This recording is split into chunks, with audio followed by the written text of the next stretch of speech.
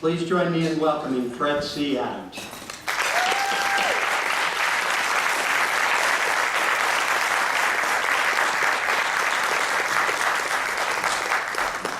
Thank you very much.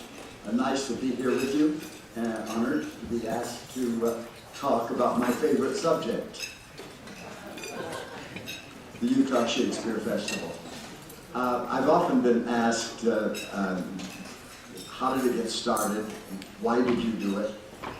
But rarely have I been asked to list and mention the pitfalls and hurdles that had to be jumped over in order to create this monster that we know today as the Utah Shakespeare Festival. I understand that you had a tour of the center this afternoon, and so I don't have to elaborate on that other than to say that that was one hurdle that I am awfully happy to announce is over. I have built 3 theaters in my career here, and this is my last theater. I don't have to build another one. Let somebody else build the next ones. But it's been an interesting journey, this much ado about business. How did it get started, and what was our prompting? Why on earth Shakespeare? Why Cedar City? Questions that are often asked, but they have a corollary with business and with the Main Street. And so I thought, with your permission, I'm just going to take a few minutes and take you back to 1959. I know I'm looking around the room, there are probably only 3 of you that were even alive in 1959, which is heartening for me. I came here in '59 as a young professor to begin to establish a theater arts program at College of Southern Utah. It was a junior college, a branch, if you will, of Utah State University. And the director, Royden Braithwaite, felt that it was time to have a dramatic program, a theater program offered in this, especially since we were grinding out primarily elementary school teachers. So with that in mind, I accepted the contract that came out, and I made a discovery. I had walked into an interesting area.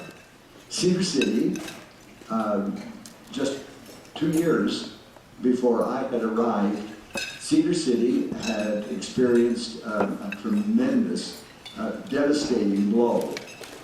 Japanese steel. Geneva was closing up north. There was no need for the mines out west of here to continue mining and providing ore for Geneva steel, because Japanese steel was so inexpensive, we could not produce steel as cheaply as we could buy it from Japan. As a result, within 6 months, 700 families had to relocate, had to leave Cedar City, miners and their families. 700 families in a community at that time of just under 1,800 people. 18,000 people. So it was a devastating crush. A new hospital had just been built. The bond on that could not be met tax-wise with this income. Another school, South Elementary, had just been built. That, again, forced this little community with an inordinate debt. At the same time, Governor Clyde, then governor of the state of Utah, announced that the federal government had just decided that it would create an asphalt ribbon from Canada to the north to Mexico on the south. It would be called Interstate 15. It would run without semaphore or stop sign, unobstructed travel from Canada to Mexico. Wonderful dream. Eisenhower, a few of you might remember if you know your history, had already designed such a program for east to west. This was to be a north to south corridor. And Governor Clyde showed the established route for I-15, which was to go directly down the Utah-Nevada border, straddling these two states on the most godforsaken land in all of the United States. No farming, no forest, no anything. It was the alkaline desert that this highway would incorporate in Utah.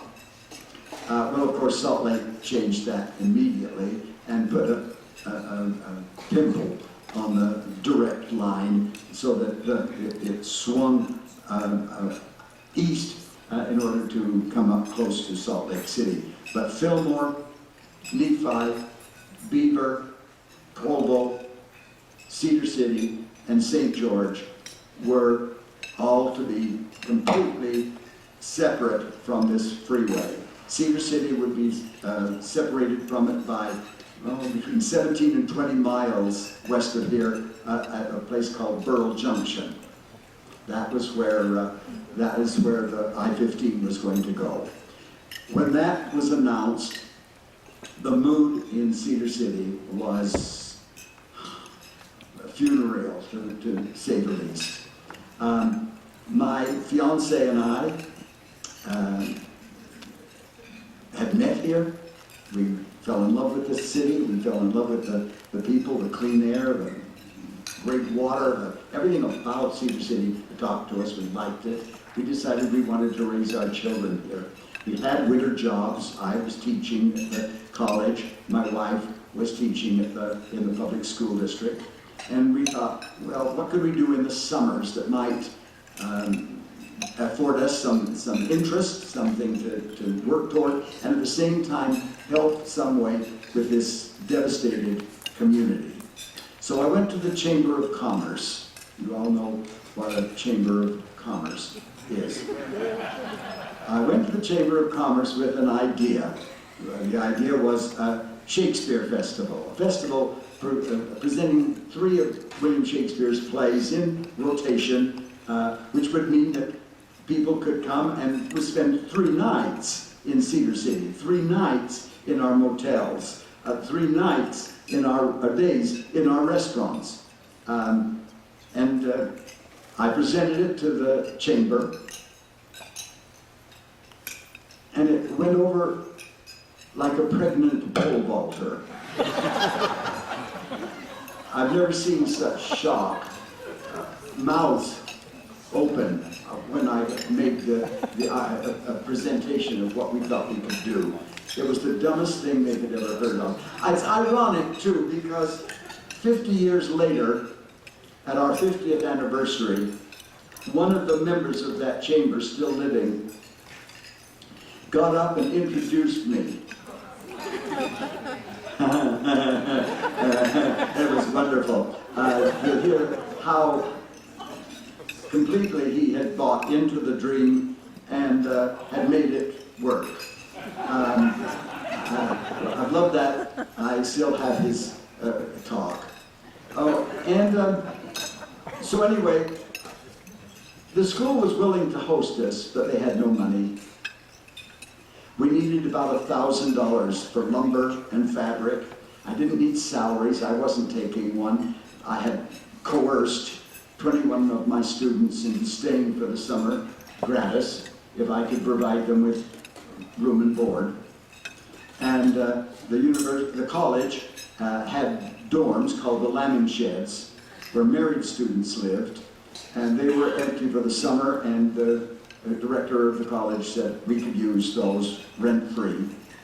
And I went to a cadre of mothers in Cedar City and committed each one of them to 1 meal a week for all of the rehearsal and production time. So we had stew or chili or sloppy joes or something for the kids every day so that they were not going to starve. With that, all I needed was money to build the platform, to build the costumes, and to present a season. $1,000. Didn't sound like much to you, but in 1961, $1,000 was an enormous amount of money. That was my first challenge. The school couldn't back it. I had no credit.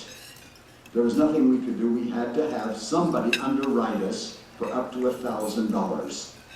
I went to the Elks, I went to the Rotary, I went to the Kiwanis, I went to every organization I could think of.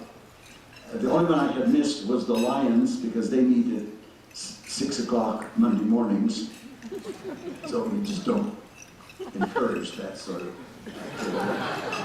And one of my students said, well, my brother is the president of the Lions Club. Everyone else laughed you out of the hall, including the City Chamber of Commerce, including the City Council. Everybody has laughed at you. Why don't you go to the Lions? It's 8 o'clock in the morning. They're going to be fresh. I went to the Lions. I made the presentation, told them what we thought we could do. One of the Lions raised his hand and said, Freddie, how much of the $1,000 do you think you can raise in tickets? Well, I told them I thought we could raise it all. We just wanted somebody to subsidize anything we didn't make at the ticket office. And so he moved, he said, then I move that the Lions Club subsidize the Utah Shakespeare Festival any amount up to $1,000 that they do not raise in tickets. It passed. I had credit. I could go to the lumber yard and say, the Lions will back this, and that was all it took. I went to the fabric shops, same thing. Everything was fine. We never got a dime from the Lions. We didn't need it. We took in over $3,500 at the box office. We paid our debt. Thank you. And we had $2,000 left over. So I had $2,000 in the bank to fund season 2. It was at that time that we decided, and this was one of the other great hurdles we had to jump, we would never take a loan. We would never go to a bank for a loan. We would use only the money we raised the previous year. It meant we started small, we started slow, and we took years to grow. But what it also meant is while sister organizations all over the United States were going bankrupt and belly up, we never bothered, we never did. We never had a debt, we never owned a dime, and nobody could ever foreclose on us. That proved to be one of our best decisions, but also one of our worst obstacles, because we were so eager to grow, we had so much potential, so many things we wanted to do and we couldn't do because we didn't have enough money. So it had to wait a year. And that became kind of a watch cry with us. Well, we can't afford it this year, but let's make sure we do it next year. And that's the way we grew. It wasn't until 1981, now keeping in mind that by that time we had built a theater, the Adams Memorial Theater, not named for me, by the way. And we had a phone call from a producer in London who understood that we had an outdoor Shakespeare-type theater. Could the BBC and the Royal Shakespeare Company come to Cedar City and do a television presentation film for international distribution? Could they? Oh. Does Dolly Parton sleep on her back? Of course they could. We immediately, it hit all of the newspapers. It hit the New York Times. It hit the Los Angeles Times. It hit the Denver papers. It hit the Chicago papers. It hit Newsweek and Time magazine. And we had phone calls from all over. Who in the hell are you? And most of those calls were from Salt Lake, who had no idea that we existed. And that was when Salt Lake started to come down. And that was when Las Vegas started to come up. And we started a real growth factor in 1981. 2000, of course, we were awarded a Tony as the Outstanding Regional Theater in America. And that won us accolades and audiences now internationally from literally all over the world, as well as actors, directors, and designers that want to work in a Tony Award-winning theater. So we started small, we started slow. We started with Shakespeare. Why Shakespeare? And now you know this reason for Cedar City. Why Shakespeare? I had come here straight from New York, decided I could certainly show these hicks, what theater was like. I knew what theater was like. I'd been in theater in New York. I knew all about it. And so for my first season in a brand new theater called, which is the SU Auditorium, 1,000-seat house, I did a slick Broadway comedy called On Borrowed Time. Families will love it. I did a first-run Broadway musical. It was still playing in New York, and because of my affiliations and with the leading lady playing it in New York, Judy Holliday was able to get me rights to it before it was released. So Cedar City was going to see a Broadway show before it was even released to an audience outside of New York City. Wow. And then, of course, it would take all my money to do those two, so we'll do a Shakespeare play. Taming of the Shrew, it's a small cast. My students could do it. It would be fine and it would be fun. And so we opened our Broadway comedy On Borrowed Time. We averaged 30 people a night in a 1,000-seat theater. They were lonely.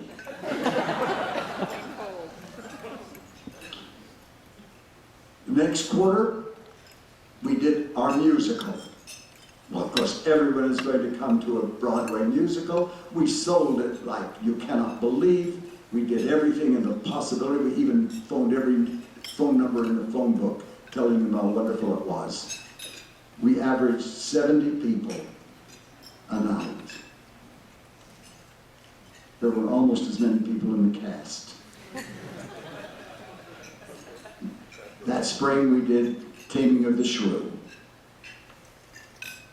We had to run it 3 extra performances because every performance had sold out. So I knew immediately something was wrong with this community. I started to do some study on Cedar City. I discovered that Cedar City had a symphony orchestra older than the Utah Symphony. 7 years older than the Utah Symphony. That more opera had been presented in Cedar City than in Denver. That regional art exhibit every year in Cedar City had sold more original painting that now hung on private homes' walls than in Salt Lake City. Okay, so this is a community that somehow has bought in to the arts. Going back in history, I discovered why. When Brigham Young sent 3 wagonfuls of miners with buggies with the families after them to settle in this valley and opened the iron mines, he sent Welsh, Scottish, and Irish miners. Their love was Shakespeare. It reminded them of home. And before they even arrived in the valley, they had begun rehearsing and memorizing. And within a week of their arrival, living still in soddies or sleeping in their wagons, that group of miners and their families presented William Shakespeare's Merchant of Venice. And that tradition resonated and continued in the history of this community from that day on. So Shakespeare was, for us, a natural. There I've answered most of the questions. Now, all of a sudden, we are faced with we're expanding, we've now added more plays, we now have 2 theaters going. How do we keep growing? We hired a firm in Salt Lake, Dan Jones, what do you call him? A PR company, a public relations company. Come down, study us, we'll pay. You tell us what we're doing wrong, what we need to do, what we need to do to improve and to grow. They came down and they probed and they questioned and they filled out blanks and they asked questions of audiences, they asked questions of natives, they asked questions in Salt Lake, they asked questions everywhere. And they came up with our greatest obstacle. They say, well, your obstacle is 2 words, and you have them both in your title: Utah and Shakespeare. Utah is the least admired name in the United States. We've got kinky laws, crazy settlers, unbelievable history, and everybody thinks they're going to come here and they're either going to be robbed or they're going to be converted or their life is going to be carried away in a polygamous matrimony. And nothing he could do about it because he couldn't even get a drink. That meant Utah had to go. Shakespeare, the other one, what would you suggest? They said, fun and frolic, you can come up with all sorts of things, but Shakespeare is dead. Shakespeare is a dead white male. Well, I can't disagree with that. I'm almost confident he probably was white. And the question was obviously was male. And so the only thing was that I knew was he dead. So anyway, we had to overcome that obstacle. We decided that we were not going to give up our name, nor were we going to give up our product. So we decided that we had to teach people that Shakespeare was fun. I'll be interested tonight to find out if we succeeded. We started with a campaign that started taking Shakespeare into our public schools. In 1961, the year we started the Shakespeare Festival, 2 high schools in the state of Utah had produced a full-length Shakespeare play. East High School and Provo High School. Only 2. This year, only 7 high schools in the state did not produce a full-length Shakespeare play. And over 30 elementary schools in Utah this last winter produced full-length Shakespeare plays. Great schools. It was an educational outreach program unlike any that I think has been seen. We went into every school, we introduced, we did in-service with teachers, we organized every kind of interest-getting, whatever we could, catchphrase for youngsters and students, and it paid off. Today, in October this year, as every October, we have a Shakespeare High School competition. 3,700, between 3,700 and 4,000 high school students from 7 states will be here competing for prizes, certificates, scholarships, and trophies. It is the largest dramatic competition held in the United States, and it's all Shakespeare. And I would bet you that high schools in St. George and wherever else you might, I know Harrican, Malford, Beaver, Panguitch, all bring student teams to compete against Indiana, Illinois, California, Arizona,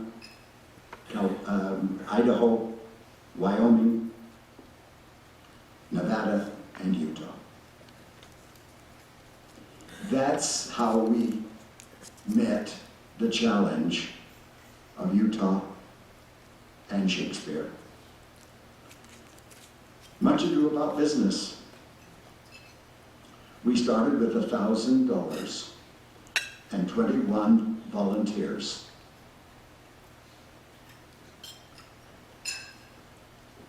We ran 2 whole weeks and actually helped the economy, well, a little.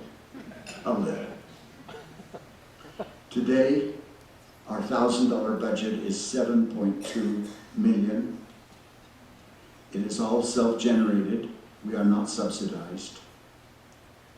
We have a company in attendance, in residence here in the summer of just under 400, from 21 to 400. And we will perform before close to 150,000 spectators drawn from every state in the Union and traditionally 8 to 10 foreign countries. We bring an economic impact to Iron County of just over $36 million annually, giving Cedar City a second Christmas. As a result, our property taxes have remained low, and our community now boasts itself the Festival City, with half a dozen additional and wonderful festivals that accompany us. We have made a difference. I-15 was coerced into coming east, thank heaven, and the mines opened again. But it didn't make a difference because Cedar City grew without them. And today, I am gratified and excited to say that this $40 million project over there, that $6,500,000 of that came directly from the city and the county. And that is really saying something in a community the size of Cedar City. And I would now be happy to entertain questions. I am almost deaf, So, and I can't read your lips. So speak up if you really want to know something. And if you don't, then go back to your dessert. Stunned silence. Here's one. Mr. Adams, what kept you motivated through those dark times? I'm sure you had your share of naysayers and those who would, What kept me going through 55 years? Oh yes, we had naysayers. We have always had naysayers. We had them last night. We'll have naysayers tomorrow. And I love them because they spur me on. They spur us all on. You know, you can't do something. Bullshit. Who says I can't do something? Of course I can. So I love naysayers. But what kept me going, I have to say two things. One, my wonderful wife, who was there alongside of me whenever I got really depressed. She would give me the smallest violin in the world playing the saddest song. My wife had a great deal more vision than I did. Also, I had a Royden Braithwaite, one of the giants, an educator of unbelievable vision, who stood up and in meeting after meeting and said, "I'll give this kid a chance. Just give this kid a chance." And he did. However, I do also have to say that in his memoirs he said, I was a burr under his saddle. And he would never wish another Fred Adams on any university president. But he stayed beside me the whole way. That made a huge difference. And I'm a Depression child. I was born in the Depression, and I grew up with a father that had to travel selling Logan knit dresses in Salina, Kansas. So I only saw him at Christmas time. So I know depression and I know debt. My father lost Cedar Breaks and 27,000 acres and all of his sheep for a $300 bank loan. No, I was not about to borrow money from any bank, no matter how wonderful the bankers are. I wouldn't do it. So I am a product of the Depression. And as a result, I was used to people saying no. I had to be. All of a sudden we had 27 million. That's what this stupid little project over here was estimated to cost, 27 million. And I had $27 million to raise. And I had already served a mission, and I knew how doors get slammed in your face. And I knew how people said no with, the most creative reasons in the world. So I was buoyed up for all of the depression. But when it went to 40 million, I have to tell you, that was a blow that I'm glad my wife was not around at that time, because I think even Barbara would have said, "Oh, to hell with it, throw in the towel." but we made it. We made it. But that's what keeps you going. Also, I think if you have an idea and you really believe in it, it's easy. It's easy to ignore the no's. It's really easy. You just have to believe in yourself. Yes? In all the years of all of the theater that you've done, can you share one of your funniest moments with us? One of my funniest moments? Oh dear. Their league.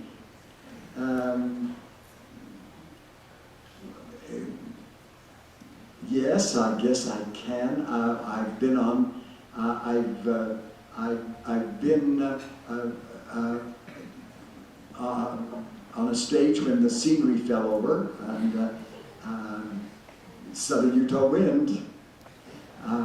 thank heaven I was standing in what was a doorway, and so I wasn't hit, but it just came right down, the good old southern wind, and everybody laughed. I was still standing there in the dust, and a crew came out and lifted it all up, and we went on. And I've gone on stage with my fly open and everything,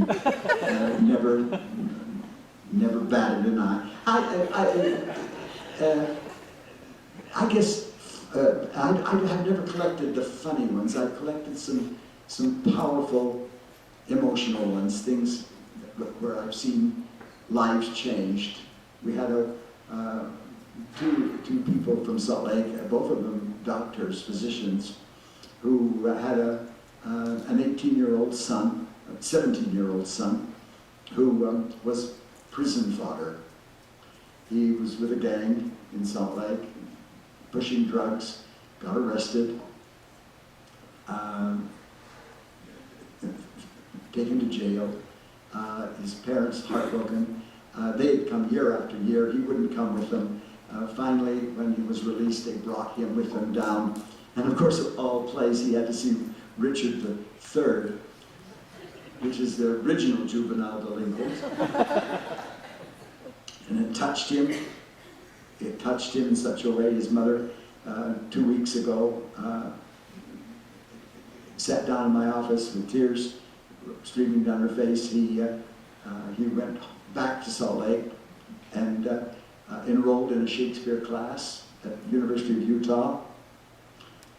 Graduated in medieval and Renaissance studies with a master's degree. Went back to Cornell, got a doctorate, and is teaching in an Eastern university right now. And the apple of his mother's eye. And it was because of Richard III. I'd rather keep a story like that alive than my open fly. So if you had to do it over, would you change anything? If I had to do it over, yes, there are several things that I would do. If I had to do it over, I would think larger at the beginning.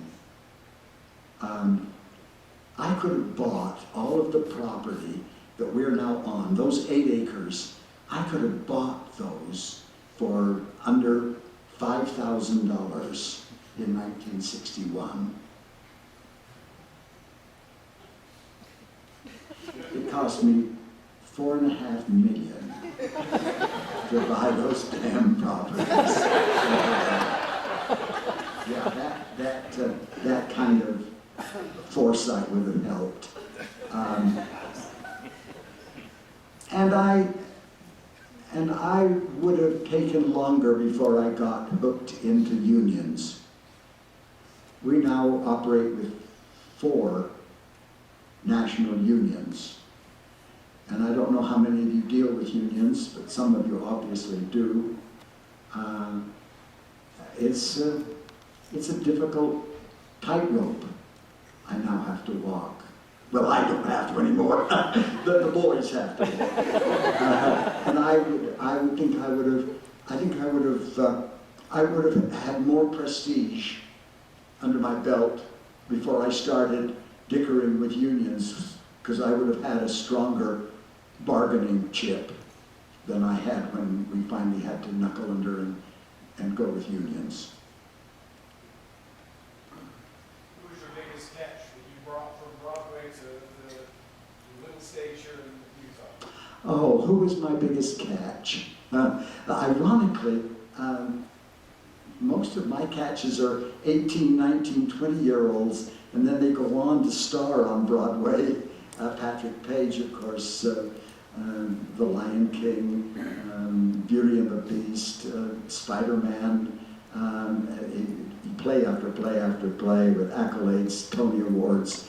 Wonderful Keala Settle, who just got a Tony nomination for her latest work. They're all kids that started here, you know, running those kids that danced in the Green Show and then went on and went on and went up and went up. Those are the ones I enjoy. We've had wonderful names here. Al Gould, who we've loved and was with us, made a big difference for us because he was a genuine artist. But basically, we never wanted names. We'll build the names. We'll send them on and help them to get to the top. The problem with a name is if you have names, then next year you have to have a bigger name. And then you've got to get a bigger name. And then before long you get big names with no talent at all, which is what most of the summer theaters do now. Hollywood starlets, you know, that barely memorize. What do you think is the biggest lesson as an actor that you use in business? What is the biggest lesson in business that I have learned? Number one is don't go into debt. Number two, believe in what you're doing and train for it, and train for it, and then train for it. Kids that are going to drop out of school and go to New York or to Hollywood and become a star, their chances are so infinitesimal, it's just tragic. But go to school, and then go to school, and then go to school, and make yourself so valuable, so trained, and so valuable that they can't resist you. But most kids don't listen to me when I tell them that. But that's the secret of success. The secret of success in your business is not starting big. The secret of success is starting and knowing where you're going and be willing to take it in baby steps until you're there. If your product is good, you'll be discovered. If your product isn't good, you're going to drop by the wayside. And whether that product is a play or something that you manufacture, the rule is the same. If you're giving them something that they need, something that they want, or something that's worth getting, then take your time, develop it, and work towards it. Fred, I think back in the 90s, there was in the lobby of the auditorium, there was a physical model of what the 8 acres was going to look like. And I remember occasionally going through there and looking at that. As it's in its current form, how different is the finished product? Because I don't recall that the Southern Utah Museum of Art was on those 2 blocks. No, and now no. it is. So I'm assuming as time goes on, with the vision, you've got to make some compromises. You've got to work with what you've got. And so how different from what you originally envisioned is what we've ended up with at the Beverly? What we had envisioned and what we had felt was to create a Tudor-style village, complete with Old English pub, bookshop, candle shop, all of the various things, the walkways, the pathways, the tea house, all of the things that were known, recognized in Shakespeare's day, the charm of a meandering stream, of swans on a pond, all of that. And then advertise it in such a way that audiences would, shoulder audiences on their way to and from Canada and Tucson would stop here as a way station. Very much like Helena, Georgia, I don't know if you've been there, or Solvang, California, that kind of a thing. That's what we had planned and had dreamed of. With a clock tower that would be a beacon bringing everyone here. Unfortunately, the university wanted the land, and so they took it and put SUMA there. SUMA was supposed to go in the parking area across the street here at the Southern Utah Museum, but they felt that it would be better if they took our property and put it there. So we had to give up the village With that, we lost the ambiance that we had hoped for as a destination spot, as something for travelers, not audiences as such, as just tourists, travelers coming that would stop to see and visit and spend at and hopefully stay for a play. But that had to be changed. That had to be given up. That's the bureaucracy of higher education. Yes. Just two quick questions. What historically has been the most successful play at the festival? And will you just explain how the new logo came about and how you felt about changing from the flags to the crown? Yes. Two good questions. What is the most successful production we have had? Both of our most successful productions have not been Shakespeare. Les Miserables was, without a doubt, a huge success for us. It was highly successful. We had to run extra performances of it, and as a result, it was probably our largest moneymaker. However, Hamlet, Romeo and Juliet, and Taming of the Shrew are close seconds to Les Miserables for us, which bodes well since Shakespeare, the top four funders that we have, 3 of them are Shakespeare plays, 1 happens to be a musical. But that's, and musicals have been very popular and successful for us. They're the carrot that brings the donkey here, and then while the donkey's here, we can introduce him to some Shakespeare. And the other question was, changing of our logo. That took place with the new organization that the festival has undergone since I stepped down and retired. They have a wonderful company in Salt Lake, a public relations company that is advising them on commercials and ads and all of that. And they felt that it was time with the new theater, since the new theater has such a very sophisticated, unperiod looking ambiance to the exterior of it, that we should probably go with something a little slicker, a little bit easier to read, a little bit easier to see on a billboard, that sort of thing. And they probably are right. The numbers certainly are showing that our attendance figures and all are certainly much higher now with the new logo. I miss the old fluttering flags and the old English writing.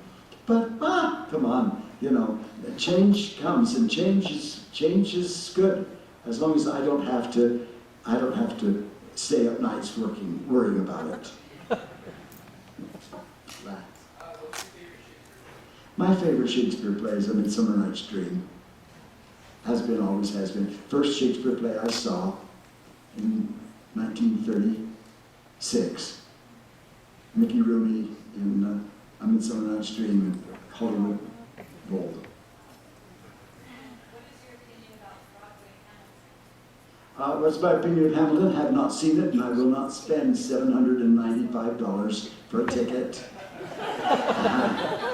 I will wait till the second-rate company comes to the Smith Center or to the Eccles Center, and I'll go see it there. I can spend $150 there, which is a lot more sensible than a $795 beginning price for a ticket in New York. Yeah. Yes. Fred, speaking of change, I've known you since 1976. You never have. I want to know where the Fountain of Youth is. Is it under Old Main or is it in this building? And I have a portrait in my attic. It's constantly getting older. It's oil of Olay.